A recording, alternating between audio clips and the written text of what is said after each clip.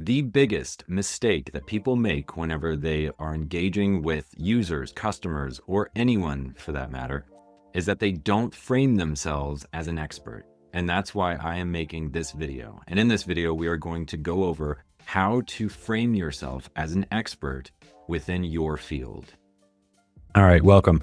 This is all about how to frame yourself as an expert within your quiz. It doesn't matter how nice your quiz looks if your questioning isn't getting the desired response from the user. Now, you want to make sure that you are guiding them from the very moment they land on the quiz to whenever they are hitting submit. So that way they see you as the expert, and by the end of it, they are already convinced to work with you, already convinced to buy from you. This is extremely important. Now, how do we do this? There are a few key things that you have to do and you have to get right. And by the end of this video, you're going to know exactly what they are. So let's get into it.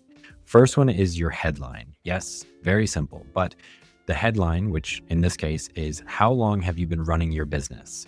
This is the first question. And with the headline, you are guiding their thought process. So you are having them think of something. And whenever you can make them think of something, you can lead them into a decision or into a self-assessment or into some kind of self-discovery, okay?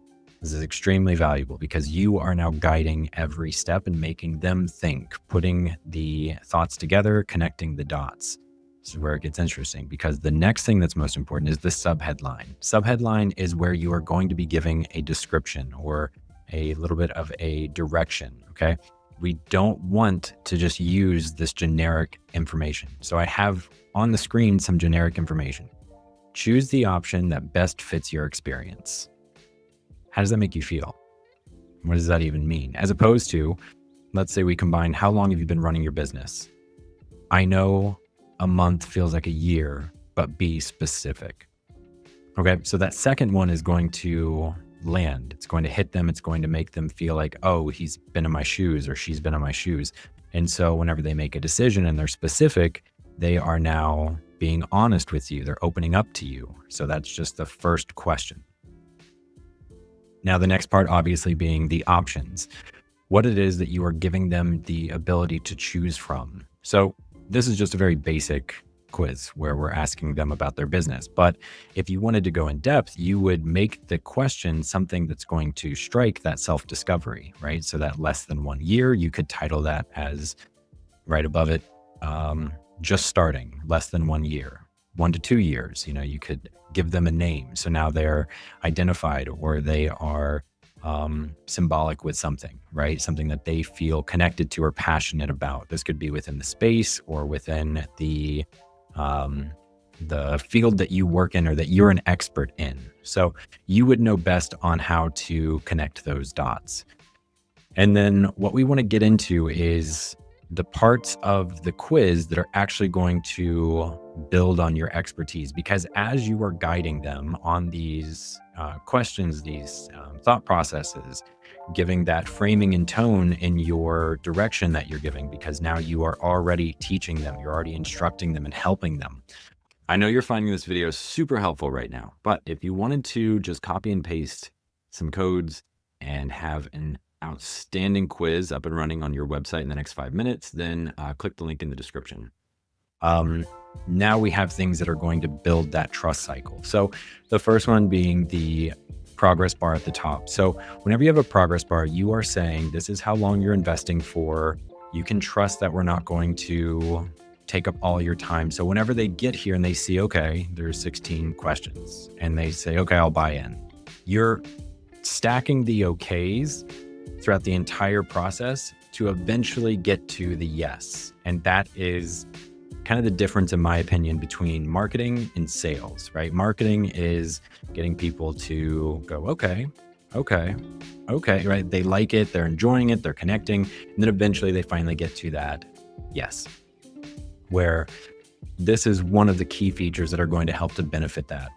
The next is the auto submit feature. So once we click on one of the options, going to auto submit for them. So that's triggering dopamine. They start to enjoy to engage with the quiz and interact with you from the very beginning. So it's already an enjoyable process, which is extremely important. And then lastly, we want to make sure that our buyers or users feel safe. They want to feel comfortable. So if they make a decision and they didn't like what they selected, they can always go back. You want to make sure that this back button is available for them so they can rethink and maybe give that correct answer. Because if they get to the end and they felt like the information they gave you after building all this trust was incorrect, then you didn't actually get to know them. And so there's this disconnect. And you want to make sure that by the end of them submitting the quiz, they feel extremely connected. Now, I want to give you a pro tip. Whenever you make the user click submit, they are having to mentally buy in. So it's reinforcing the, yes, I am bought into this system. Yes, I want the whatever it is that you were offering them. Or yes, I am ready to see your offer. Or yes, I want to take this a step farther. Right? Every step of the process should be something that's building up to the desired outcome that you are putting this all on for. And so whenever you have them click that submit button, they are putting that step forward rather than you just taking, right? You always want to pull a little bit and then receive, right? So you're kind of nudging them closer, but it has to be from their own decision making. They have to say yes, right? And so this is extremely valuable for getting that that purchase or giving the person the opportunity to believe in you and build that trust. If you can design your quizzes like this, you will have framed yourself as an expert and you will see an incredible outcome for the quizzes that you are running on your website or anywhere on the internet. So use this. I hope this helps. That's how you frame yourself as an expert within your GoHighLevel quiz. And I'm sure you can see how valuable this is in regards to lead generation, sales, and just building you as the authority within your field and within whatever it is that you're trying to accomplish. So if you liked this video, then I think you'll like this video next. It's where I go over the 5 tips that would have saved me so much time when building my GoHighLevel quizzes to create an outstanding user experience. So give that a watch and implement that in your quizzes.